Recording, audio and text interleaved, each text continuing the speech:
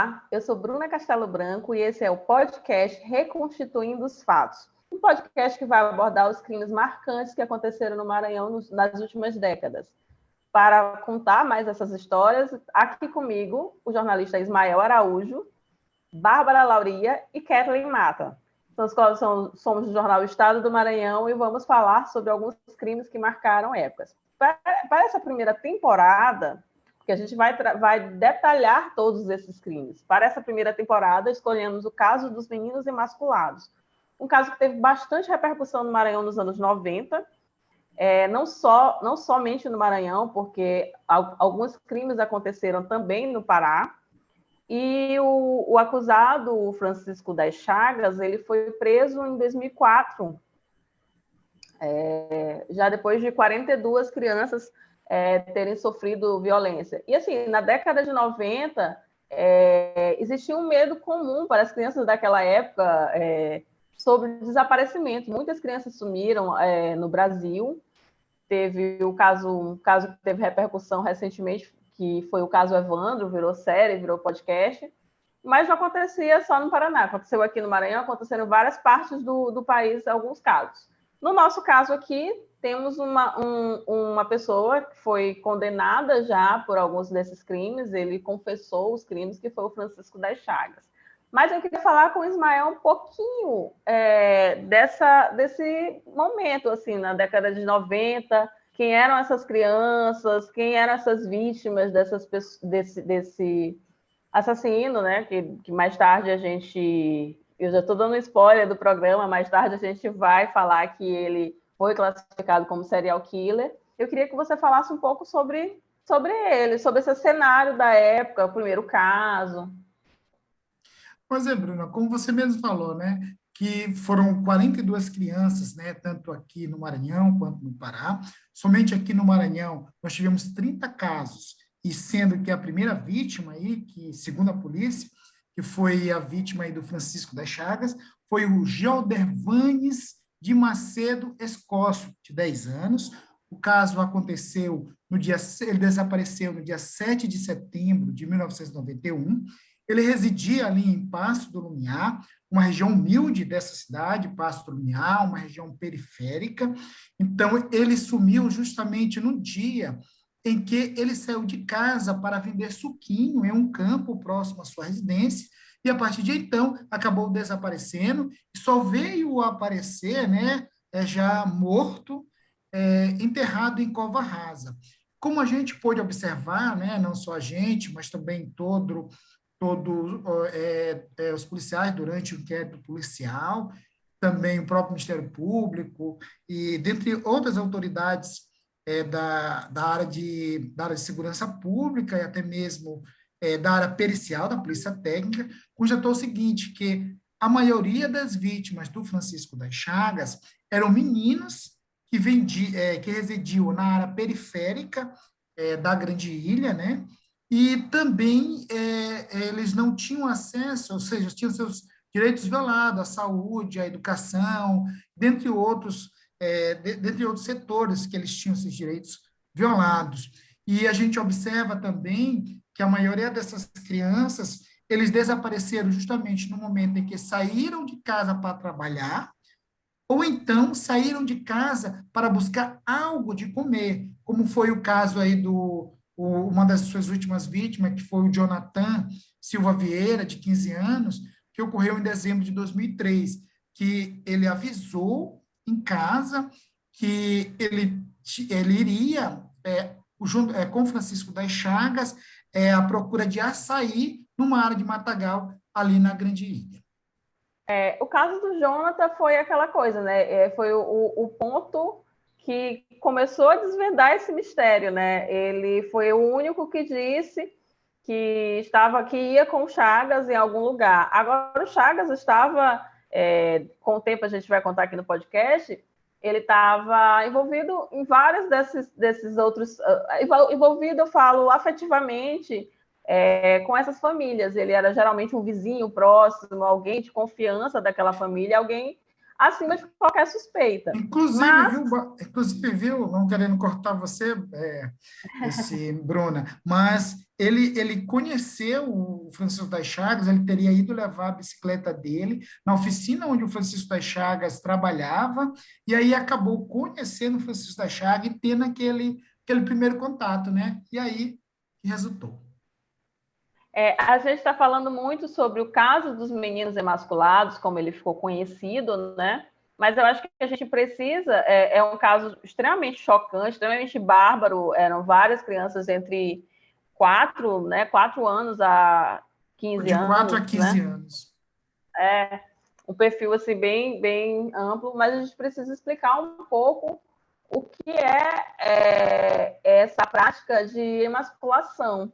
Eu queria que a Kathleen falasse um pouquinho para a gente sobre isso, contasse aqui, explicasse para as pessoas que estão ouvindo o que é, porque assim, é um crime que aconteceu nos anos 90, para quem era criança nos anos 90, a gente se lembra do medo da época, se lembra da repercussão da imprensa, mas ainda assim é um crime ainda que tem algumas nuances obscuras, né? Embora o Chagas esteja preso.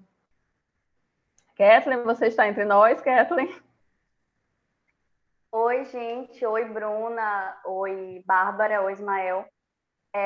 Como tu bem falou, a principal característica do Francisco das Chagas, e era a marca dele também como serial killer, é a emasculação dessas vítimas dele, que nada mais é do que retirar os órgãos sexuais de uma pessoa. Então, em todos os crimes, todas as vítimas do Francisco das Chagas, foi constatado esse perfil, né, de retirar esses órgãos sexuais dessas vítimas.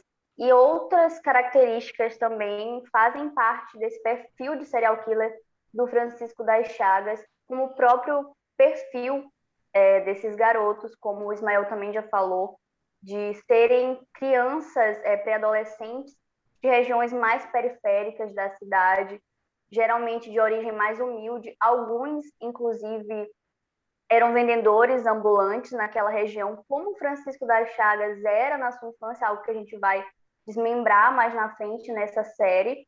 Também a questão do troféu, que era outra marca do Francisco das Chagas, ele levava sempre consigo alguma parte das vítimas mesmo, seja um pedaço de pele, de unha, dos dedos de uma dessas vítimas, ele levava consigo para casa, que inclusive foi encontrado depois nas investigações, esses restos mortais na casa do Francisco das Chagas.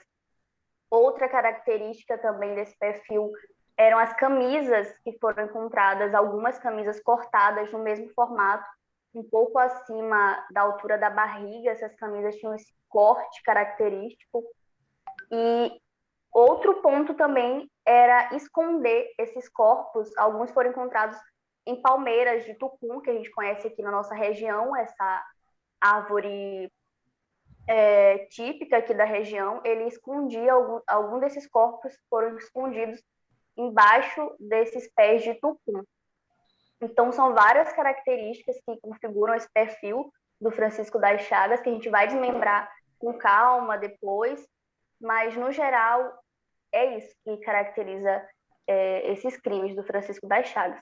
Agora, assim, embora tenha uma peculiaridade, né, uma característica esse crime, né, que é o corte dos órgãos sexuais das vítimas, a gente passou muito tempo para entender que era um serial killer, né? Existiram várias teorias que envolveram o fato dos meninos que eram assassinados na periferia, né? As pessoas classificavam como um maníaco. Às vezes era a referência da época, nos jornais da época, a gente encontra muito a classificação como maníaco sexual ou também como participante de alguma seita, de alguma coisa, relacionados à magia negra. E esse é um discurso que era muito comum, utilizado na época para explicar crimes em série, principalmente com criança, né? foi o que aconteceu com o caso Evandro. Eu estou falando sempre do caso Evandro porque, como ele tem repercutido recente, ele tem muitas características parecidas, né, Bárbara? Teve um preconceito em relação à religião afro que, de certa forma, pelo menos eu considero, que acabou atrasando um pouquinho a chegar no Chagas mesmo, né? Na realidade, não foi só essa característica com o caso Evandro. Um dos acusados do caso dos meninos emasculados também foi acusado no caso Evandro, né? Que o que acontece? Nessa época, existia ainda muito esse preconceito no Brasil, um preconceito religioso, e também existia muito um medo de coisas diferentes. Era uma época em como muitas crianças desapareciam, existia uma teoria de que se estava tendo uma venda de órgãos também nessa época, né? E o que aconteceu em Altamira? Era uma cidade pequena no interior. A gente, inclusive, costuma analisar os casos até separados, porque a Altamira ela tem umas especificidades em relação aos casos que aconteceram no Maranhão. Em Altamira começou em 89 e foi até 2003, né, os casos. Era uma cidade pequena, uma cidade do interior, fica a mais de 400 quilômetros de Belém. Então, é uma cidade interiorana no final dos anos 80, em que crianças começaram a morrer na periferia. Então, no primeiro momento, não se houve nem correlação com os casos. Eram apenas crianças que morriam na periferia. E quando começaram a perceber características, inclusive isso é um ponto assim, importante, que essas características que Kathleen citou, em alguns relatórios sobre a época, inclusive no próprio relatório do Ministério Público do Maranhão comenta isso, que o Francisco Chagas, ele foi se aprimorando com o tempo. Então, os primeiros casos dele, que aconteceram lá no Pará, eles ainda têm algumas coisinhas que são diferentes, que mudam um pouco, porque o serial killer ele vai se aprimorando a cada ataque dele e vai deixando sua marca, melhorando qual é a sua marca, né? Então, nos primeiros casos, a polícia não conseguia imaginar que seriam casos que não tinham relações. Eles achavam que eram apenas crianças da periferia morrendo, então, tanto que não houve relatórios e documentação desses casos, como já aconteceram aqui no Maranhão, em que já tinham tido outros casos e já se imaginava que era uma pessoa só. E também tinha essa questão toda do preconceito da época, né? E o que é interessante desse preconceito em relação a religiões que fogem à questão ao centro cristão é que algumas dessas pessoas que foram acusadas na época continuam presas mesmo com a confissão do Francisco das Chagas. O que acontece? Nos anos 90, existia essa seita, né, que era chamada o Lineamento Universal Superior, o LUS, que ele também foi conhecido no caso Evandro, porque tinha essa mulher, a Valentina, que era a líder, né, da religião, e já vazaram vídeos naquela época falando de crianças. Ela estava próxima ao caso de Altamira, ela estava próxima ao caso Evandro, então acreditavam que quem participasse dessa seita tinha a ver com mortes de crianças e sumiços pelo país. E naquela época existia um médico que morava em Altamira, que ele tinha se mudado no início dos anos 90 para Altamira, que é o Celso Brandão, e ele era integrante da seita. Ele foi preso num primeiro momento como suspeito, porque ele era médico, então ele foi suspeito de estar vendendo órgãos de crianças. Só que a polícia e os peritos afirmaram que aqueles casos de Altamira não tinham como ter venda de órgãos, porque deixavam os órgãos muito danificados. Então ele foi solto e alguns anos depois ele foi preso novamente por fazer parte da seita, em que a única prova era um idoso que acreditava ter visto ele saindo da mata. Esse homem, ele continua preso, né? Ele está preso até hoje. Ele foi preso, na verdade, definitivamente em 2003, 4 meses antes do Francisco das Chagas se entregar. E quando o Francisco das Chagas se entrega, algum tempo depois, ele faz uma entrevista para a Carta Capital e ele diz que se essas pessoas que estão presas ainda, elas estão presas de forma injusta, porque foi ele que cometeu os crimes. Ele já se assumiu, só que a promotoria do estado do Pará não aceitou essa confissão, porque, de acordo com eles, os casos não batem com as confissões do Chagas. Temos esse problema, né? Porque o Chagas, calma, vou já te chamar, Ismael, se acalme aí. O Chagas, ele confessou vários crimes, não só porque ele ficava entre Pará e Maranhão, acho que ele trabalhava no Pará e ia para lá algumas vezes. Agora, Ismael, me fala uma coisa. Será que a polícia demorou a juntar os fatos naquele primeiro momento porque os crimes eram mais espaçados entre para acontecer um e outro? Por exemplo, ele cometia um crime no Pará, depois ele via para São Luís e assim as pessoas não conseguiam relacionar que era a mesma pessoa que estava cometendo aquele crime? Bruna, se a polícia realmente, de fato, ela demorou a chegar a esse determinado ponto, né? A primeiro momento, a polícia começou a investigar apenas como desaparecimento, casos isolados, chegou até mesmo, como a própria Bárbara pontuou, né? Que poderia ser casos de magia negra, casos de seitas, mas a partir de um trabalho feito pelo perito, inclusive nós iremos conversar com ele, né, o perito Hilton Rego, ele conseguiu mapear, fazer esse trajeto e começou a deduzir que haveria ali aquele crime que estava acontecendo, o desaparecimento daquelas crianças, tinha algo em comum. Então, a partir daí, a polícia começou a ter um outro viés para a investigação. Inclusive, quem começou a trabalhar esse trabalho investigativo foi até o delegado Sebastião Shoa, e hoje já está na reserva renumerada, né, da polícia. Existe, inclusive, no relatório que o Ministério Público do Maranhão fez sobre o caso, existe um relato da polícia contando que existiam 3 linhas a serem seguidas, e nenhuma delas era de que o autor do crime seria uma só pessoa, que seria um serial killer. A polícia pensava nessa possibilidade, mas eles não investigavam essa possibilidade. 2 das possibilidades eram seitas religiosas, e a terceira possibilidade era a venda de órgãos. Eles seguiam nessas 3 linhas, e isso foi o quê? 10 anos seguindo nessas 3 linhas, se a gente contar a partir de 93, porque até 93 as investigações eram ainda muito fracas, porque ainda eram em Altamira, né? E tem também todo um contexto da época, né? No contexto dos anos 90, não só no Brasil, no mundo, teve o surgimento de várias seitas nos anos 80. Então, isso também ficava meio que a lenda urbana, né? Na cabeça das pessoas. A captura para venda de órgãos, a captura para práticas de sacrifício humano. E assim, acabava ofuscando coisas que estavam acontecendo. O caso do serial killer, que estava matando pessoas aqui no Maranhão, matando crianças, e também o tráfico de crianças, né?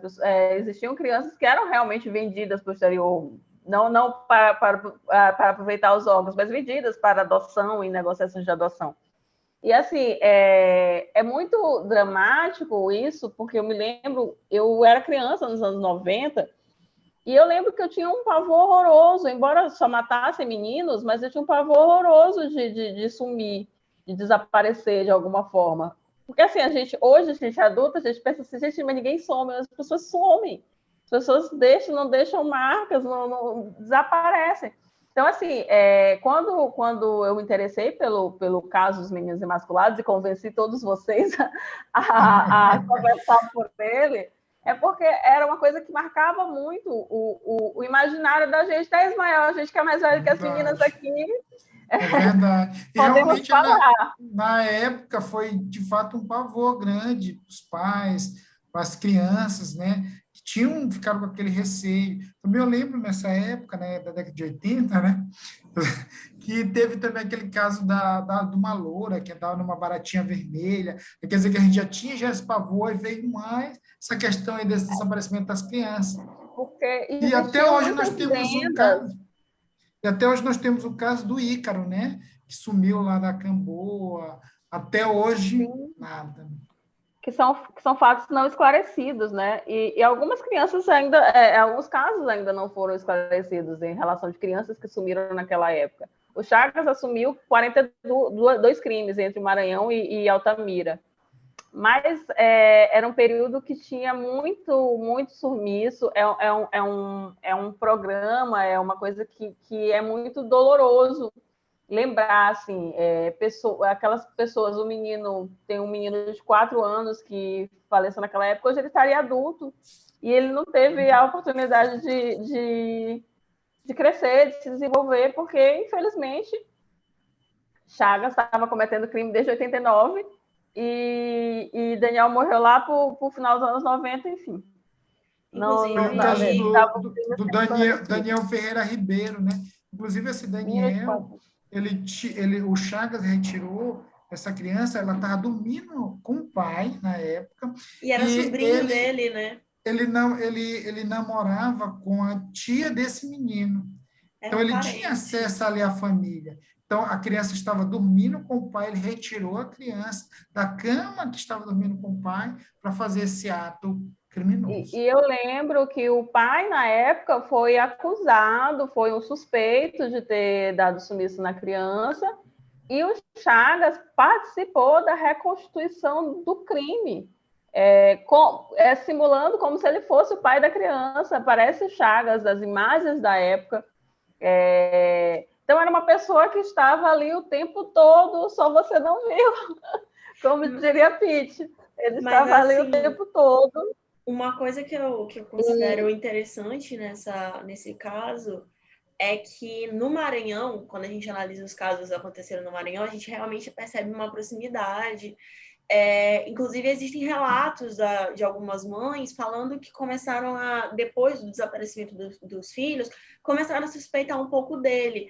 Só que quando a gente vai para os casos do Pará, que aconteceram antes, foram os primeiros casos, quando ele começou como serial killer, e vale destacar que ele começou a matar muito novo, ele também era novo quando ele matava essas crianças, a gente não vê muitos relatos de pessoas que lembrem tanto deles.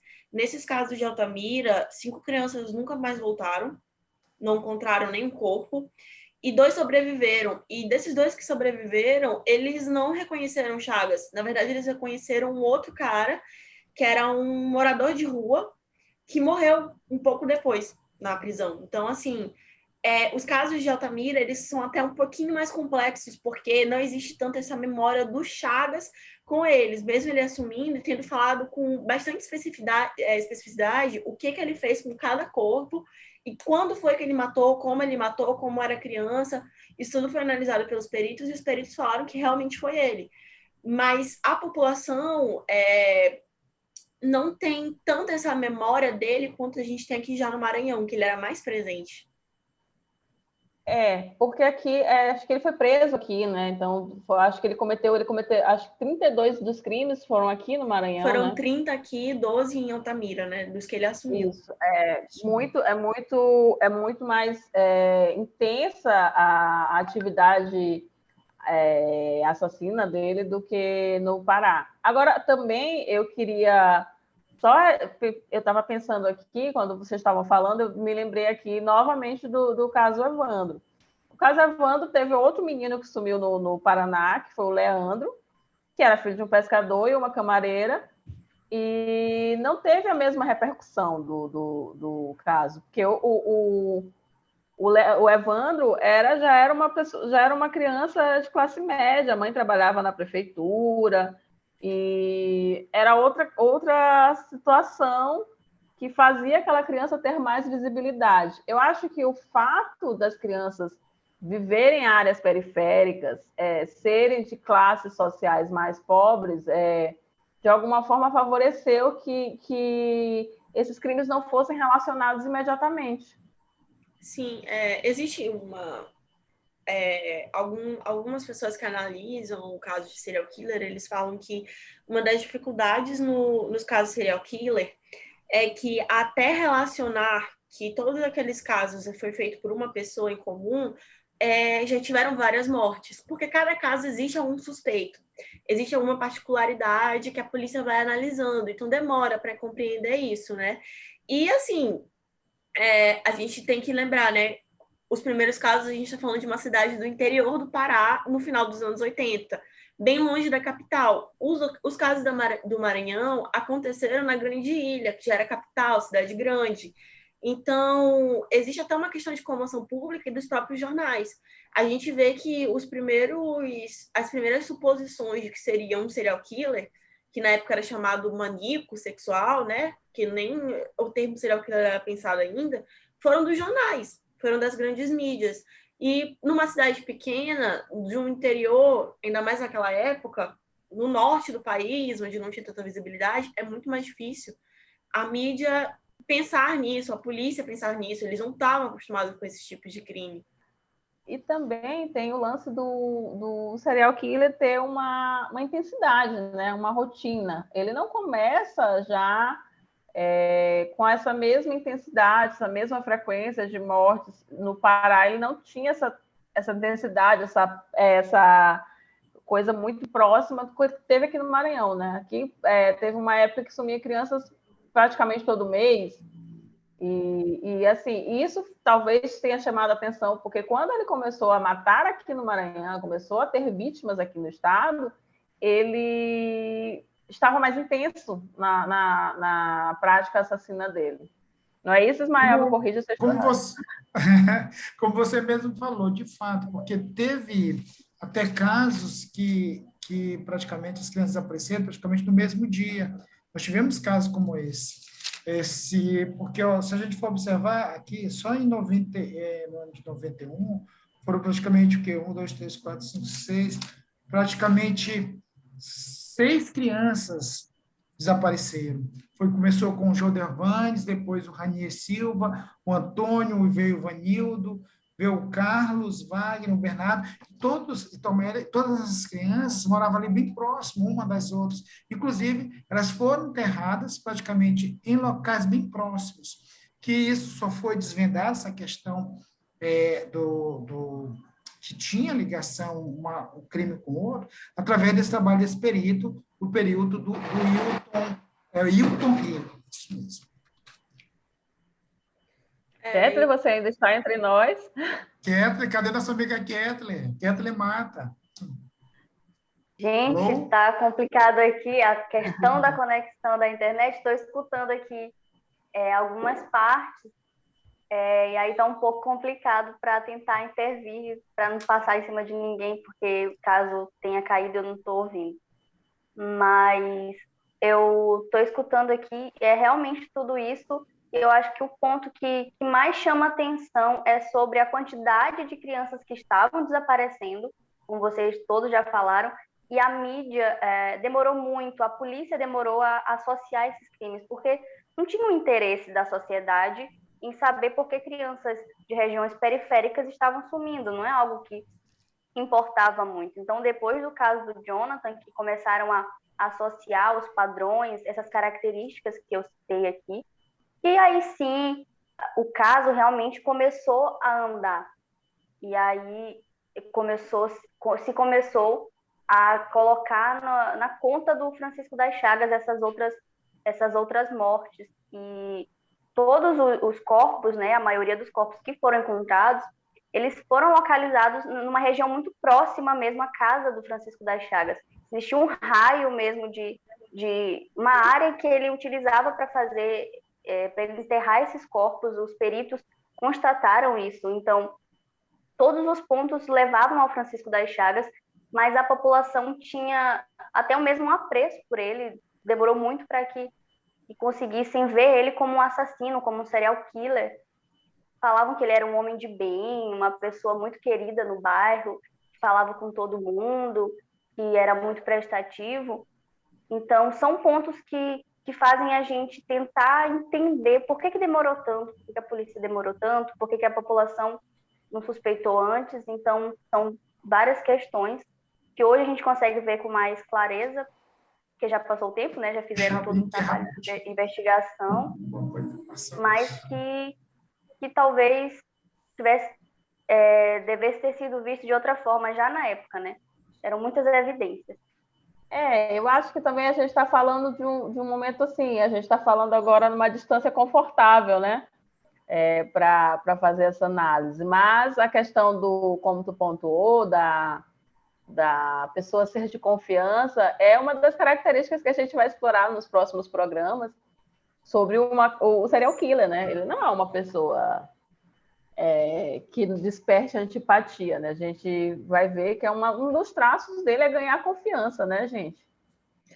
E a gente também, nesse caso, uma coisa que é importante ressaltar, que na verdade acabou acontecendo em diversos casos nessa época, e a gente nem sabe dizer se aconteceram em mais, porque é preciso de uma pressão da mídia para a gente descobrir que existia uma pressão muito forte, até mundial, para resolver esse caso, porque esse caso ganhou atenção internacional, né, dos meninos emasculados, e por conta dessa pressão, muitos inocentes foram parar na cadeia, e todos eles, quando foi provado que não foram eles que conseguiram sair, contam que eles só confessaram porque foram torturados pela polícia. Então a gente vê que teve uma pressão muito grande. Tanto que nós temos até hoje o médico Celso Brandão, que está preso ainda lá no Espírito Santo, e ele já tentou diversas vezes, peritos já falaram que não foi ele, pessoas que analisaram, o próprio Chagas já falou que não foi ele, mas ele continua preso. Como a gente também tem relatos de outras pessoas que foram presas e falaram que elas só confessaram porque foram torturadas para isso. Aqui no Maranhão nós tivemos dois casos, duas pessoas foram presas, não é isso, Bruno? Suspeitos da morte. Três, o Genésio, o Bernardo e o Robério, né, que foi um dos casos mais conhecidos. O Robério foi acusado de matar o Jonathan. Quer dizer, mais conhecido, assim, o que é mais emblemático, porque ele chegou a passar mal no dia da prisão e a imagem era bem forte. Eu não sei se todo mundo lembra, mas foi uma coisa que me marcou muito quando prenderam ele. Mas é isso, gente. Esse é o primeiro programa, esse é o primeiro podcast do Reconstituindo os Fatos. Estou gaga hoje. Nos próximos episódios a gente vai esmiuçar outras coisas. O próximo a gente vai trazer um pouco mais de detalhes da investigação, porque a gente aqui levantou algumas hipóteses, né, do que a polícia utilizou para investigar, mas no próximo programa a gente vai trazer mais detalhes sobre essa investigação, vai traçar também nos outros o perfil dos Chagas, e tem muita coisa por aí. Esse é a nossa primeira temporada do Reconstituindo os Fatos, e, gente, queria agradecer a companhia de vocês, Bárbara, Ismael e Kathleen. Toda hora eu quero chamar Ismael de Isma, que é o apelido carinhoso que a gente dá para ele na redação. Pois é, gente, então foi um prazer realmente estar discutindo aqui com os meus colegas de trabalho, a Bruna, a Kathleen, a nossa amiga Bárbara Lauria, sobre esse pouquinho. Hoje só foi um pontapézinho aí do que a gente vai estar tratando sobre esse assunto aí, porque realmente é um assunto muito amplo e ainda há algumas lacunas que precisam ser preenchidas. Ok, Bárbara e Kathleen, alguma coisa mais para este programa? Não, gente, só vamos mesmo aguardar os próximos, acompanhar, né? Para entender exatamente o que foi que aconteceu, porque demorou tanto tempo, quase 15 anos, para conseguir encontrar o serial killer que não fazia tanta questão de esconder o que ele estava fazendo, né? Verdade. Kathleen, quer falar alguma coisa? Oi, Kathleen. Oi, Kathleen. Sim, voltando. Realmente tudo isso, eu espero que as pessoas que estejam ouvindo esse primeiro episódio estejam instigadas a saber mais. A gente segurou muito para não dar mais informações do que vem ainda por aí. A gente tentou mesmo dar esse contexto geral e está sendo um trabalho de muita pesquisa. Eu espero que todo mundo fique empolgado, que nem a gente está fazendo esse projeto. E é isso, até o próximo episódio. É isso, gente. A gente volta na próxima semana com outro Reconstituindo os Fatos. Até mais.